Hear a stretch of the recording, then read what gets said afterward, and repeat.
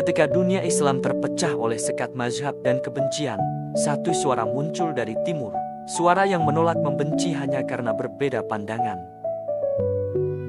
Dialah Kiai Haji Abdurrahman Wahid, atau yang lebih akrab kita panggil Gus Dur. Di saat banyak tokoh mengutuk Syiah dan mencurigai Iran, Gus Dur memilih jalan lain, jalan kemanusiaan, jalan persatuan, jalan ilmu. Di balik pandangannya yang kontroversial ini, kenapa beliau begitu terbuka terhadap Iran? Bahkan saat dunia memusuhinya, inilah kisah pandangan Gus Dur tentang Iran, pandangan yang menantang arus kebencian. Mungkin kita semua dapat saja berbeda pikiran dengan beliau mengenai bentuk dari sistem yang akan dikembangkan. Mungkin kita bahkan dapat berkelahi dengan beliau mengenai bagaimana cara sistem itu akan diberlakukan. Tetapi satu hal yang jelas bahwa kalau memang kita benar-benar orang Islam, kita harus mampu menerima dan memahami bahwa ajaran Islam hanya dapat dilaksanakan dalam suatu keutuhan yang bersifat sistem. Jadi tidak bisa hanya sekedar dalam bentuk lepas-lepas antara ibadah, tidak ada kaitannya dengan muamalah, antara ta'lim tidak ada kaitannya dengan siasah, antara perjuangan tidak ada kaitannya dengan hubungan sosial.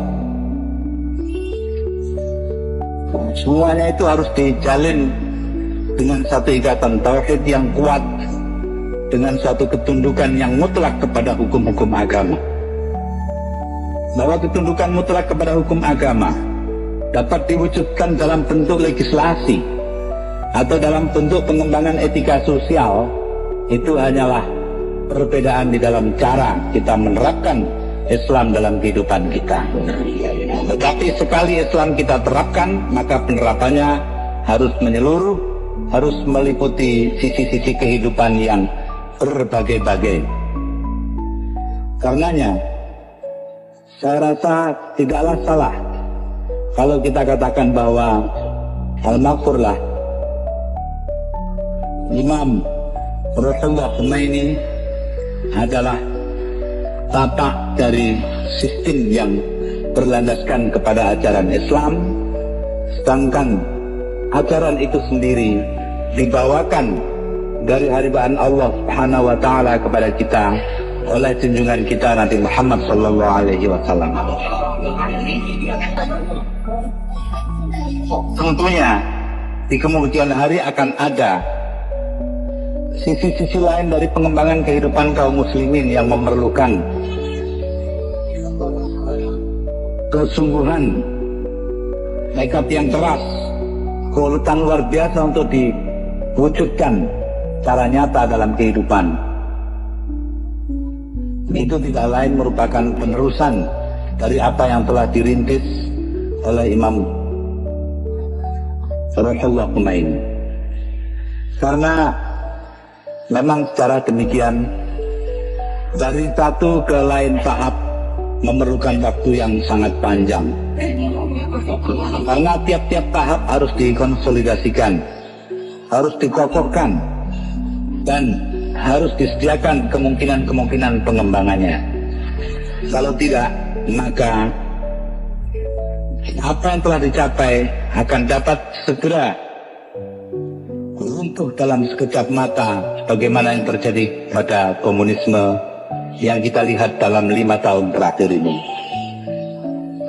Jadi karenanya, konsolidasi merupakan bagian yang tidak bisa diingkari dari keharusan kaum muslimin dimanapun untuk meneruskan apa yang telah dirintis oleh Imam Ayatullah Ruhollah Khomeini. Sebab dengan cara beliau menyatakan Islam dalam bentuk yang utuh sebagai sistem, maka siapapun, termasuk yang tidak hidup di dalam sistem yang beliau buat, terikat dengan keharusan untuk mengkonsolidasikan apa yang telah dicapai itu. Karenanya bagi kaum muslimin di Indonesia dan kaum muslimin di bagian-bagian lain dari dunia ini, kalau memang benar-benar mereka merasa terpanggil untuk mengembangkan ajaran Islam, tidak bisa lain harus bersikap jelas, yaitu merasa senasib seperjuangan dengan bangsa Iran yang telah atau yang sedang berada dalam masa konsolidasi dari sistem yang diwariskan oleh pemimpin besar mereka itu. Ini adalah sesuatu yang sifatnya historis, sesuatu yang sifatnya hukum sejarah di mana-mana berlangsung dalam keadaan dan bagi sistem apapun.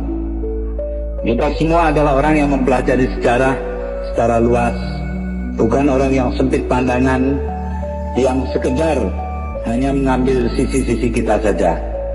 Kita belajar dari kejayaan dan kemudian kehancuran peradaban-peradaban di seluruh dunia, baik peradaban Islam maupun.